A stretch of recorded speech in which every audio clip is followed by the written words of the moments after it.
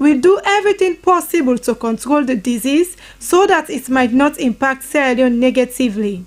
He called for continued collaboration and pledged the ministry's commitment and support for the initiative to yield good fruits. SLBC News are in Freetown. Christiana Kamari reporting. Now in court, accused person Abdul Parker has pleaded not guilty before Justice Alhaji Momoja Stevens. The matter between the state and Abdul Parker, that is before the High Court number 2 in Freetown, was for 2-count charges of murder of one Sia Fatu Kamara and preventing the cause of justice. Sunkai Kuroma was in court. The accused Abdul Parker looked confident in court, dressed in his black homeboy and black jean before Justice Alhaji Momoja Stevens. He is undergoing a trial of 2-count charges of murder and perverting the cause of justice. Accused Abdul Parker pleaded not guilty of the charges levied against him. Addressing the court, Justice Alhaji Momoja Stevens informed both the State and Defense Counsel of the existence of the new Criminal Procedure Act of 2024. Which repealed and replaced the 1965 Criminal Procedure Act. Justice Alhaji Momoja Stevens told the State Council to provide the 2024 Repeal Criminal Procedure Act, which he said would guide the trial process. He, however, disclosed that because of the seriousness of the offense, he is not going to grant bail to the accused person throughout the year, adding that he will ensure justice is served without any favor or sentiment attached. The matter was adjourned to the 26th September 2024. For Slbc, Zainab Sunkari Kuroma.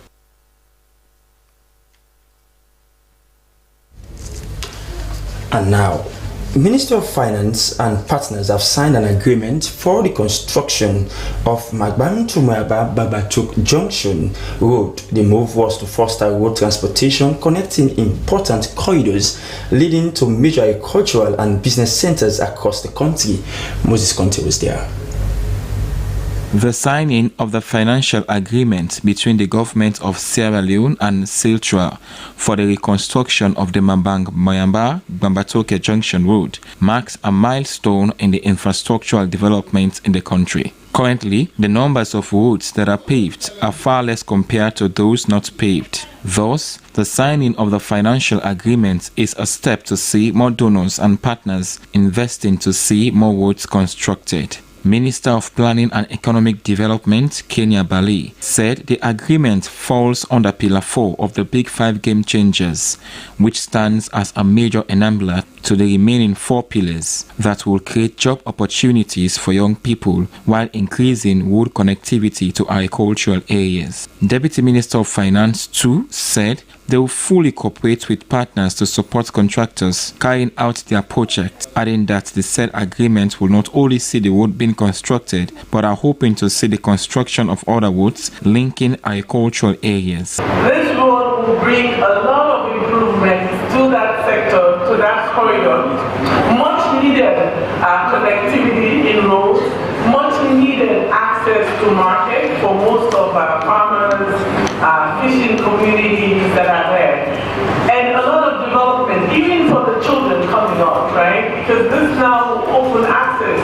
Kids will now see what development is about, and they will aspire to move from that region and also come back to develop. Chief Executive Officer Siltra said so far they have constructed several roads across Africa. Thus, they were excited to be part of the development of the road sector in Sierra Leone. He said after a thorough assessment of the road, they noticed that the choice for that route was not a mistake. He thus made commitment that if all the documentations are processed on time, they will finish the project before the deadline. Moses Conte reports for SLBC.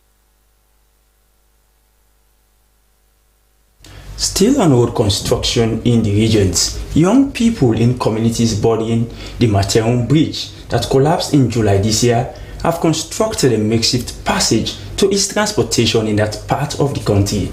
Now, this important bridge connects Bendembu and Gadaun chiefdoms, as well as Bombali and Kaine districts. Our own Asan Foye Kamara visited the area and sent in this report for Makeni. The makeshift passage can only accommodate pedestrians, motorbikes and light vehicles after they are offloaded. Though not as smooth as normal, it's been crucial in the transportation of goods. Their leader, Daniel Fona, told SLBC that out of their own contributions and self-sacrifice, they decided to take up the venture to ease the constraints of communities that relied so much on the road to carry out their economic activities. Mr. Fona said since the main bridge collapsed about 2 months ago, most of their businesses have suffered significant losses. Implementation of development plans almost impossible, and prices of key commodities skyrocketed. He said support from stakeholders in the chiefdoms and the district have not been visible since they started their service. We don't make the place, the effort we need from the people there. We have made the passage and we need support from the people and leaders to salvage the constraints. We as young people also come together to help manually transport loads across. Drivers and entrepreneurs stopped at the crossing point said before the incident, they spent several hours to and from the district, but now they spend days due to the impairment on the bridge and also the deplorable condition of most parts of the highway. Well, they're surviving because how we don't handle now, we're not going to handle so again. We can't operate as we used to. There is no access to go to Freetown and back. Those who load from Freetown offload on one side, and the youths carry the loads over here, and we transport them. We are suffering. So we really suffer. In Benemu Town, the paramount chief member of parliament, Mombale District, Kande Baba Kia III, continued to raise concern on the situation. He said he has been making several calls to the required authorities in a bid to accelerate response, but so far all have proven futile. Well, in the first place, we don't make them known to the authorities concerned. We have made it known to the authorities concerned. The president is also aware of the collapse of the bridge that links to Kenema. There is no access now. All the other roads have flooded, and this is the only entrance. This bridge. So now we're not going no other way. At the wake of the incident earlier in July this year, the Sierra Leone Roads Authority SLRA pledged short-term response in 10 days. It is now 2 months down the line and not much has been done.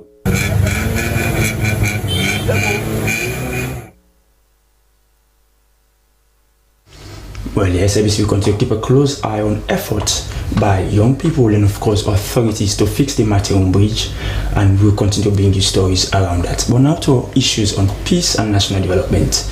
The Residual Special Court for Sierra Leone has organized a dialogue session to engage communities on the importance of peace. After engaging youths at Calabar Town at Tire Base, Regent Street at Tire Base, and women at Congo Town Market, this session aims to draft recommendations from participants into a communique that will be out for publication. Stella Bangua witnessed the session and she now reports. Use a peace museum for let we tell people them if peace not there, the kind bad things and we can happen. The dialogue session, held at the Peace Museum in New Englandville, delved into the 11-year war in Sierra Leone, informing participants of the causes and effects of the war, stating the importance of peace in the country.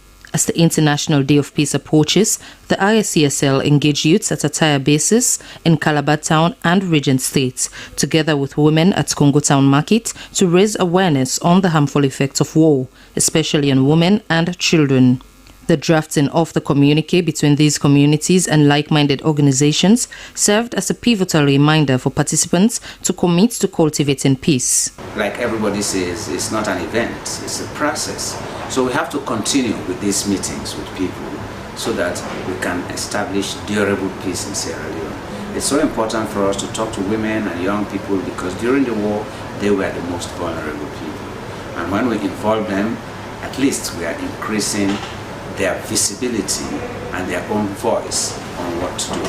Community stakeholders appeal to their community members to cultivate a culture of peace within their communities so as to drive development. According to them, to achieve peace is a collective responsibility which all of them should incorporate. Some of the recommendations included engaging various communities on the effects and causes of the 11-year war in Sierra Leone, engaging in active peace outreach programs, cultivating the attitude of truth and transparency, establishing peace clubs in schools, and using the media to disseminate peace messages. During the month of September, the Residual Special Courts for Sierra Leone aims to encourage Sierra Leoneans to cultivate a culture of peace, serving as ambassadors to cascade the message of peace so as to drive development. For SLBC News Hour in Freetown, Stella Bangura reporting.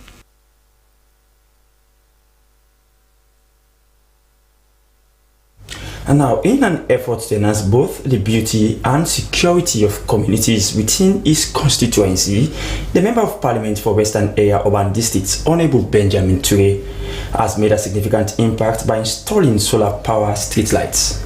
The installations have brightened about 5 key areas, bringing much needed lights and safety to the neighborhoods. Jonathan Turner reports.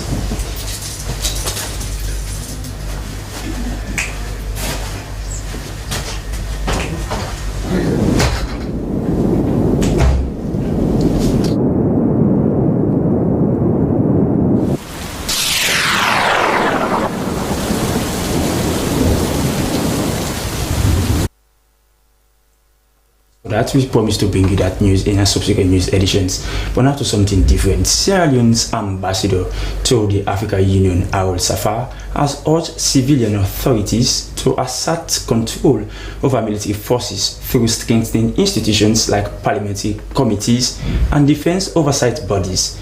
This, according to Ambassador Harold Safar, would ensure that the military remains accountable and operates under the rule of law. The ambassador was addressing the African Union's peace and security on the topic civil-military relations and conflict management in Africa. He cited November 26, 2023 incidents in Sierra Leone, which was a brazen attempt to subvert the state. He also condemned political elites who manipulates military forces for personal or partisan gains, which he said reduces the military's professionalism, leading to its involvement in political conflict and eroding its role as protector of national sovereignty. Ambassador Safar also called on the military in Africa to undergo regular training in democratic governance, human rights protection, and the rule of law. He called on regional economic communities such as ECOWAS to play a more active role in fostering civil-military collaboration, particularly in managing cross-border conflicts and insurgencies. And now let's proceed to other issues. The Vice President of the Government Secondary School, the Vice Principal of the Government Secondary School, Jibril Lakanu, has called on governments to provide them with sufficient school materials needed for learning. He added that these items could be easily purchased with their annual school subventions, which had not been provided, hence pose a challenge to the effective running of the school. He made a call during a visit by the SLBC to the school and at the Freetown Secondary School for Girls, following the second week of the new academic year. I was there earlier on and put this report together.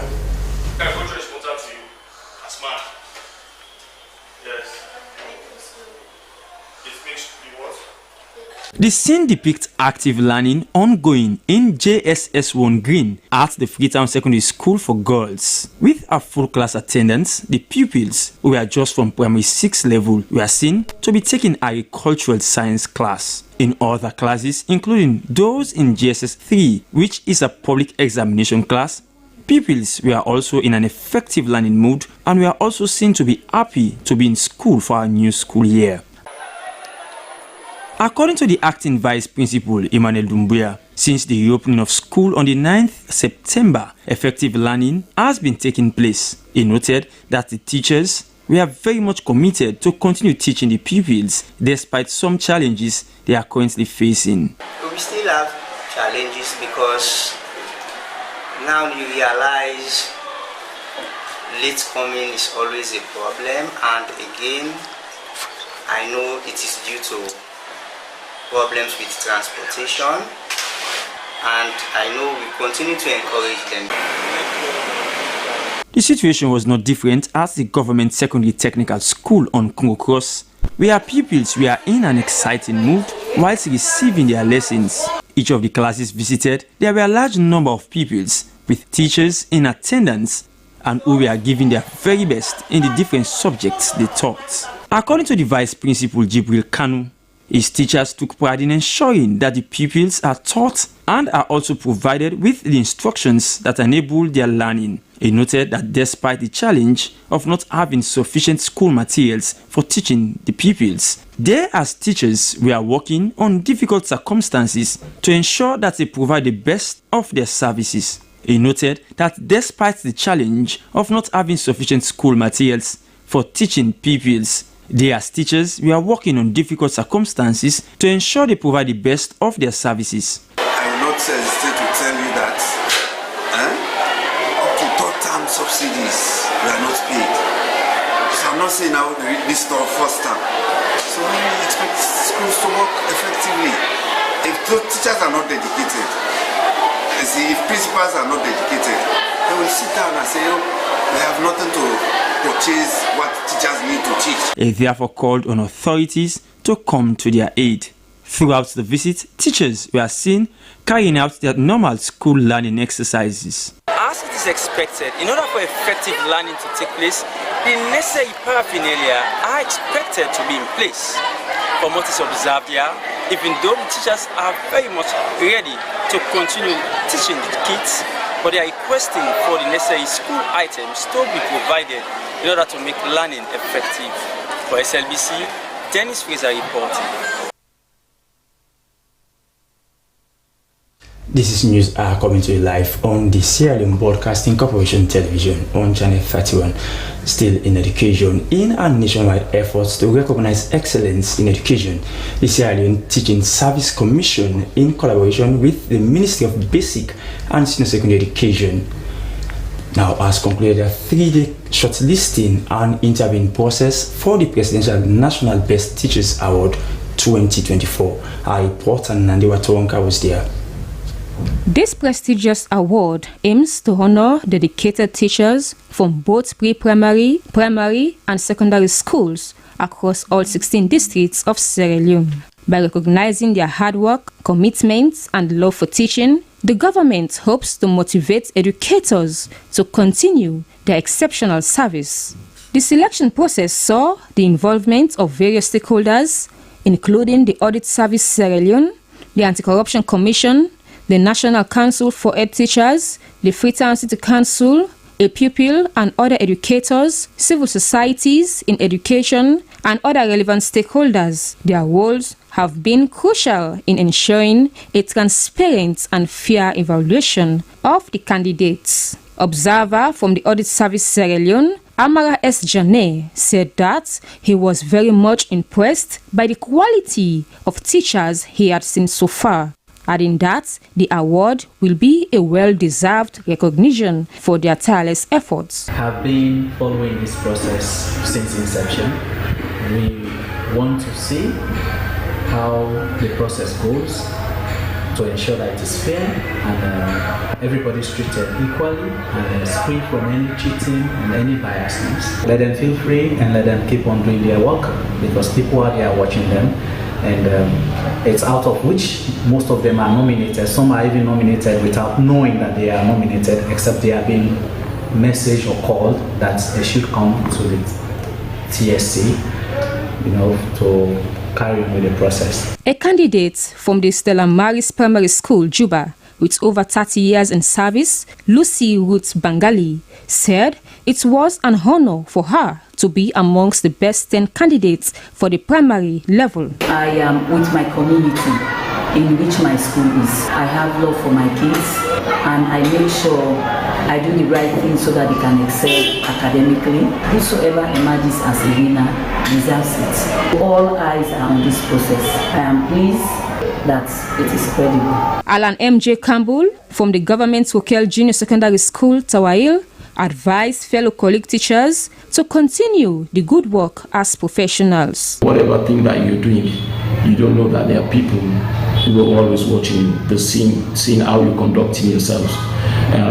You wouldn't tell when things will happen by surprise as a way of rewarding you for the good work that you're doing. The shortlisting process will continue until the national level, where 2 outstanding teachers will be selected to receive a substantial cash prize during the award ceremony on 5th October in Ibor districts. SLBC News R, Nandewa Toronka reporting. And now, the Ministry of Social Welfare and the Sierra Leone Police have signed a memorandum of understanding between the Ministry of Social Welfare and the Family Support Unit of the Sierra Leone Police to better collaborate and coordinate. Christina Kamara has details.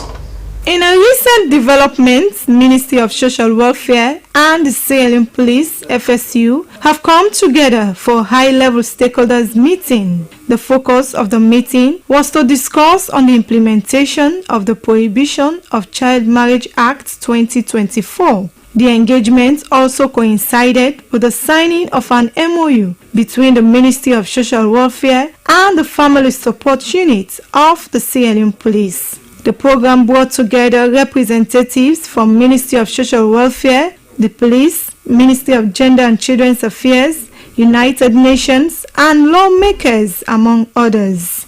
Minister of Social Welfare Melrose Kaminting called for an urgent need to protect the rights of children in the country, adding that the Prohibition of Child Marriage Act 2024 and the signing of MOU between the Ministry of Social Welfare and the police were timely.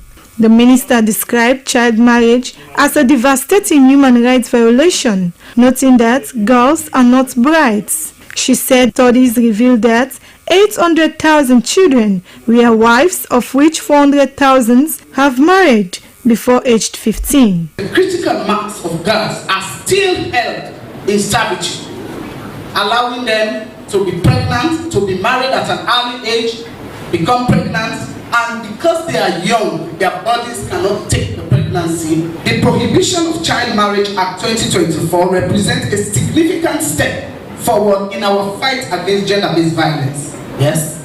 Because even the child marriage is a violation. This legislation is a landmark legislation that provides for the prevention and enforcement of penalties on offenders, protecting victims' rights, and ensuring related support services for young girls affected by child marriage in Sierra Leone.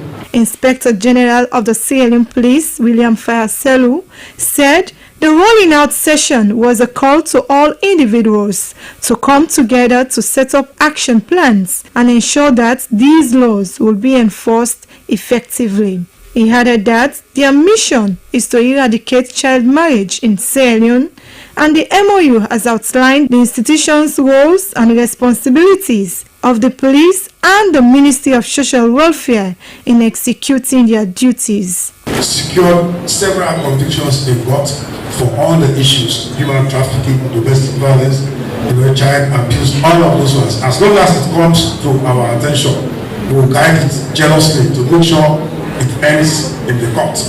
Because when you look at the criminal justice system, we are the ones who initiate that particular system. From the police, it goes to from the court, it goes to the correctional centers. Member of Parliament, Pujon District, Honorable Mariam Azombo, called for swift actions to protect girls below the age of 18. She stated that child marriage has been prohibited in Section 34 and criminalized in Section 35 of the Prohibition of Child Marriage Act 2024. The Prohibition of Child Marriage Act 2024 states in Section 2(1)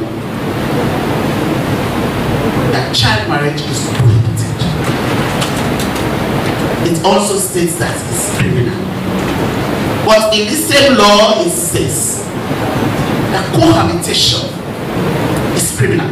Stakeholders consider the high-level meeting to be a life-saving event that aims to strengthen the protection of children and combat child marriage in the country. SLBC News are in Freetown. Christiana Kamara reporting. the law with no question. The parent, the mommy, the police and the government say, not so far you do you for paying debt. Now the law don't snap. You will be straight. At the end of time, you will not. Quite interesting. Now to one of our headline stories. Serving as an alternative route for commuters, drivers, residents, pedestrians and commercial drivers have expressed concerns over the deplorable condition of the Ibor Street Road, which is used frequently by people in Aberdeen, Freetown and neighboring communities. The poor condition of the road has affected their day-to-day activities. According to them, the road becomes extremely difficult to use during the rains. For more on the story, our interns Esther Nene Kamara and Regina Kuruma compiled this report read in a studio by Salma Tabar.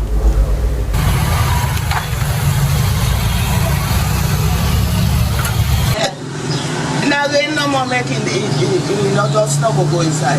But if you see rain come out, where this dust come up, all of us, and allow the line. You see the open. Macaulay Street Road, which helps reduce traffic and use as an alternative route for residents in Aberdeen, Freetown and neighboring communities, is in a deplorable state, posing serious challenges for commuters and residents. On raining days, the road floods with water due to potholes, which result to traffic and accidents.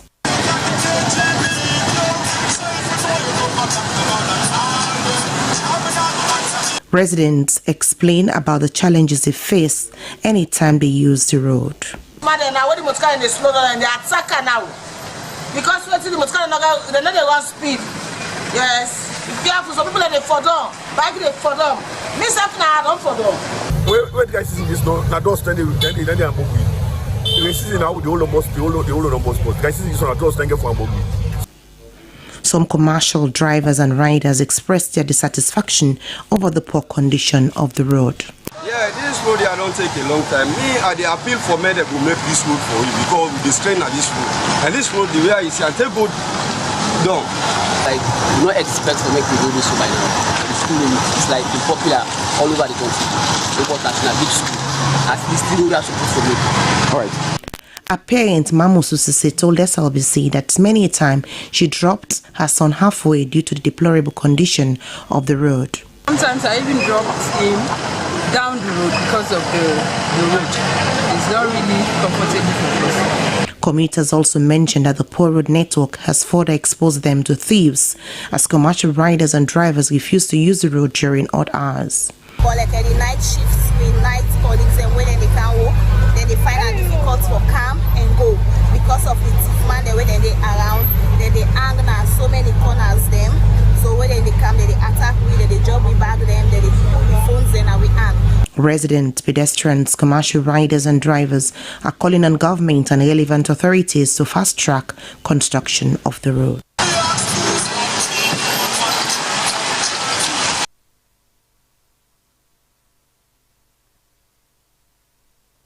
A call for concern indeed for the authorities. Well, we now take a pause on our main news items and take some international news stories.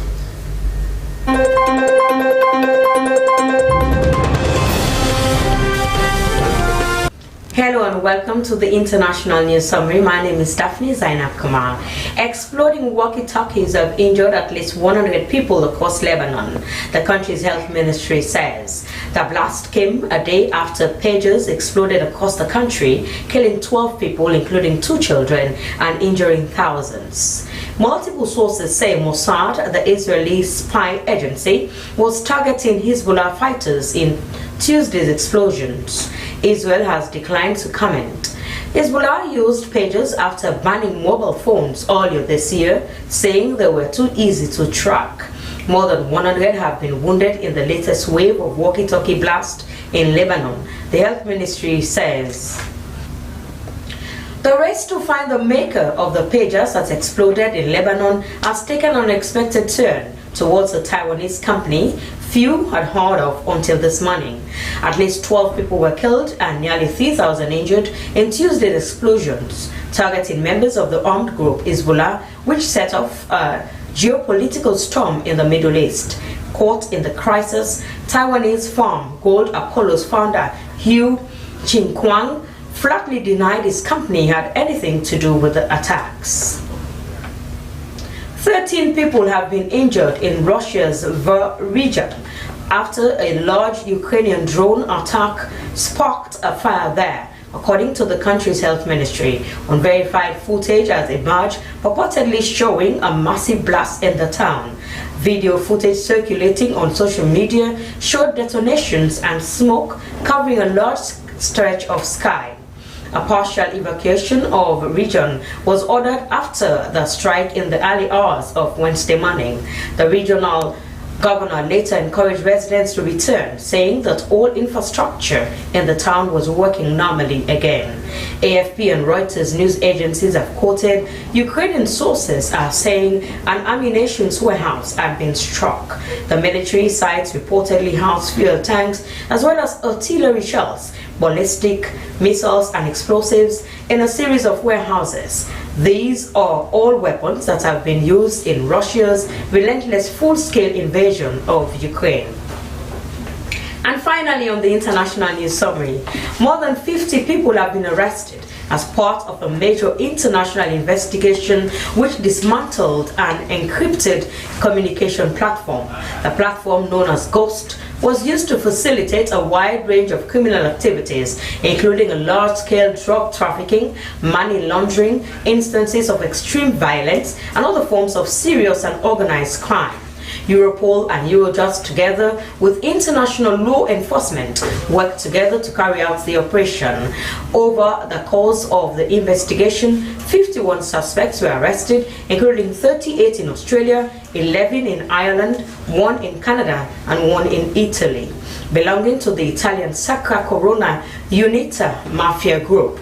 Europol also said a group of threats to life were prevented and a drug laboratory in Australia was dismantled. Well, that's all we can share in this edition of the International News. My name is Daphne Zainab Kamara.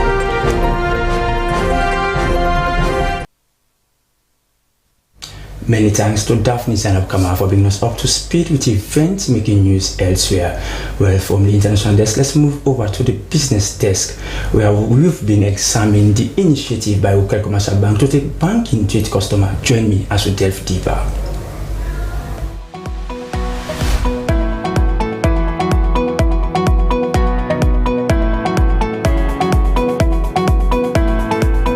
Welcome to Business Update, the segment that brings you insights in business and its contributions towards positively impacting the economy. I am Dennis Fraser. Today we shall look at the initiative by the Local Commercial Bank to engage with petty traders on the importance of banking and also as a way of taking the bank to the doorstep of its customers. Now, the banking sector has been viewed by many people in the country as one sector for only the rich and educated.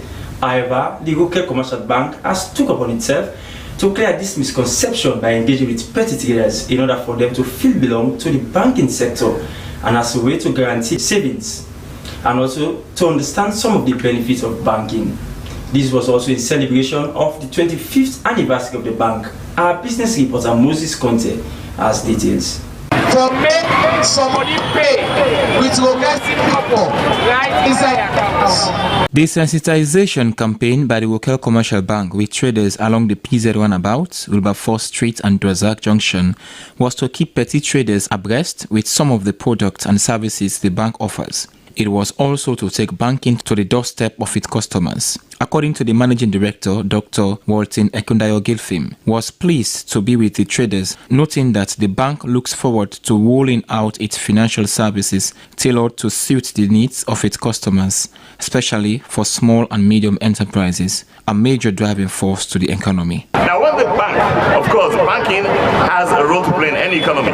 All right, you have what we call the bank sovereign interdependence. You have banking within the overall financial economy. Banking helps to promote GDP growth, helps to promote returns on investment, helps to promote transactional issues, promotes things like velocity, and we create money, the multiplier effect. All these things banks are very important in doing. So without a strong banking sector, financial sector is very, very weak.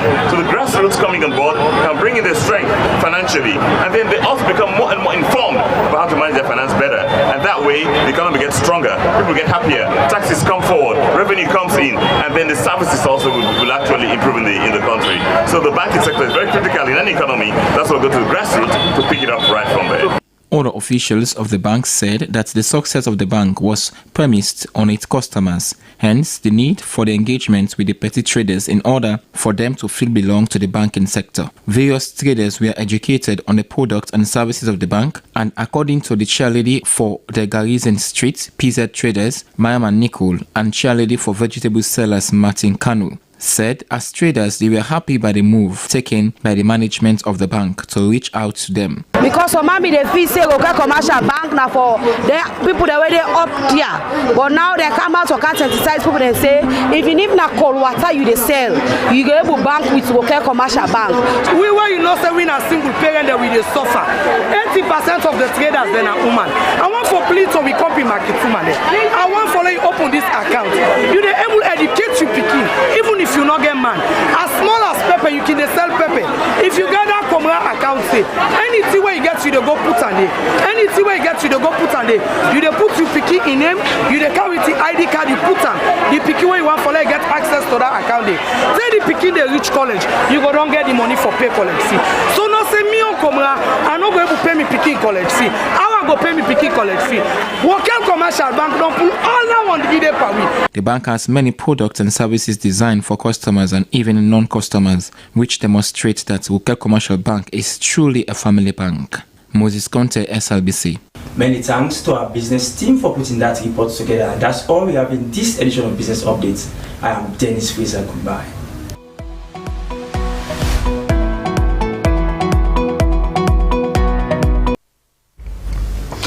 Up next is our entertainment news.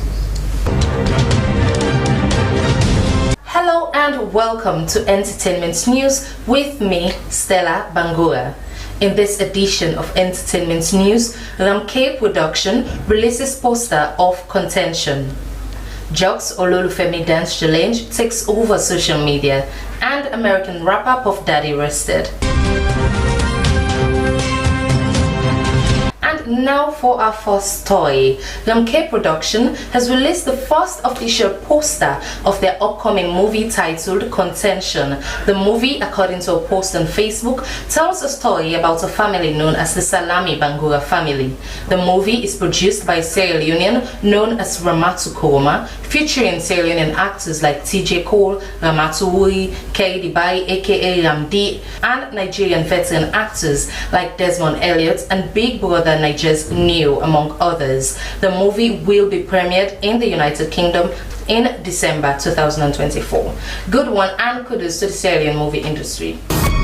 Next, the dance challenge of a song done by a Tanzanian musician, Juma Musa Kambala, popularly known as Jux, has set social media on fire as people are vibing to the dance steps. Jux' song Ololufemi featuring Diamond Platinum has attracted much attention after the artist Jux was seen grooving with his Nigerian girlfriend, Priscilla Ojo, daughter of a famous Nigerian actress, Iyabo Ojo, and Diamond with his girlfriend Zuchu. Here are the videos. Nimeimba tuicheze, baby baby, me and you, wewe tu, baby cheza,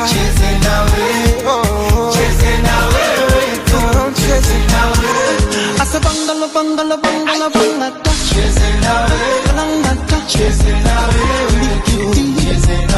kurukutu, acha The dance move is now fans' favorites as people, including actors and actresses from across Africa and some parts in Europe, have posted videos of the same dance moves. Now challenge.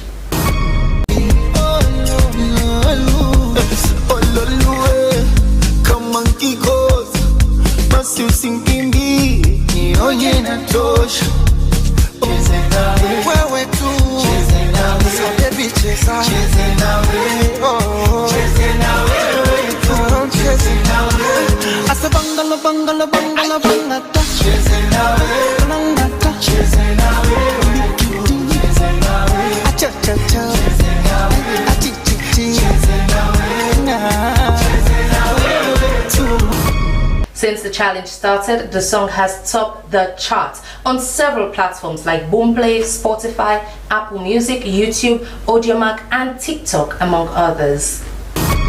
And finally, sad news for P. Diddy's fans, as BBC Entertainment News has confirmed the arrest of Sean Daddy Combs, aka Puff Daddy. According to them, the rapper was arrested and charged with sex trafficking and racketeering. The report stated that the prosecutor of the case accused P. Diddy of abusing, threatening, coercing women and transporting prostitutes. He also accused the rapper of having a criminal enterprise engaged in forced labor, kidnapping, arson, and bribery. Though Puff Daddy pleaded not guilty, the report stated he was denied bail after the prosecutor argued he was a threat to the community. This came after several lawsuits from different women, including his longtime girlfriend, Cassandra Ventura.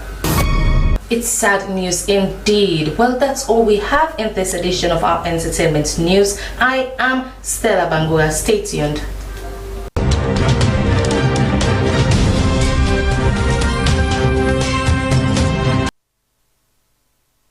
Thanks Stella Bangura for bringing us everything entertainment. And now for the updates that keeps you in the know, there is Esther Marisa Moore.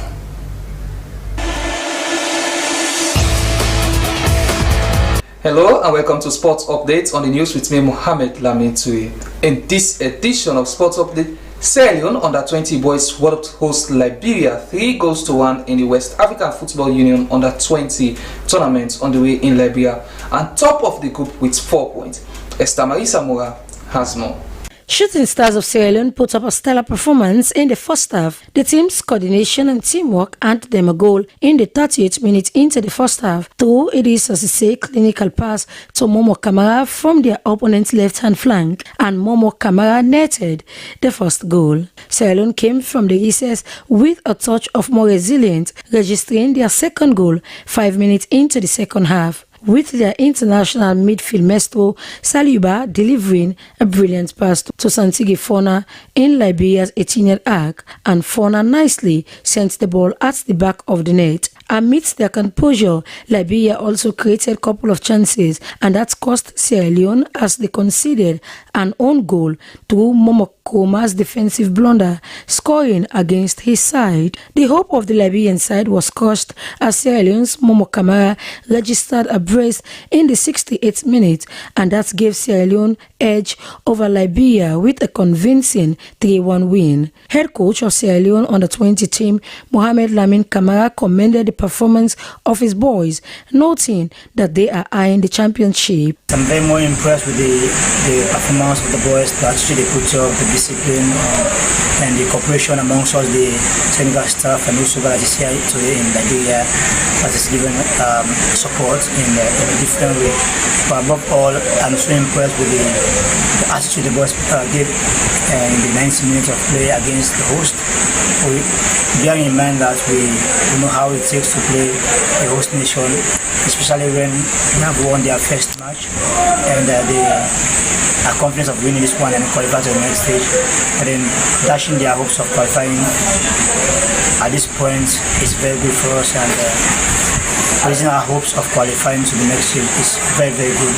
Sierra Leone's next match will be against Guinea-Bissau. Meanwhile, Guinea also secured a 3-1 win against Guinea-Bissau.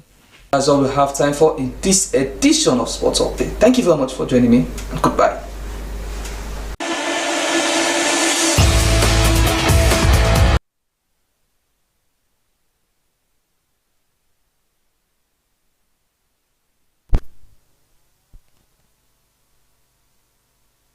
So Mohamed Lamin to for the sports updates. Well, from sports, that's how being used to a close this afternoon.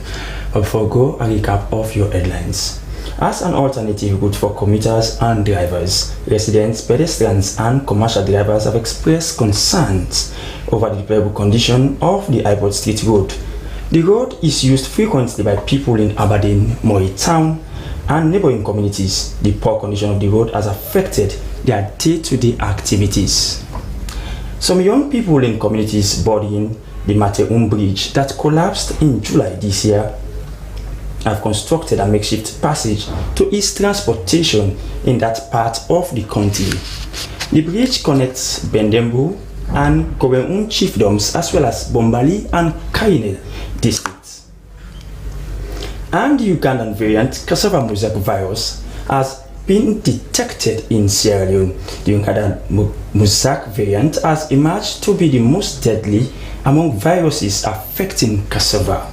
A few suspected cases of this said virus have been discovered in Putloko district, according to experts in the agriculture and virus epidemiology sector.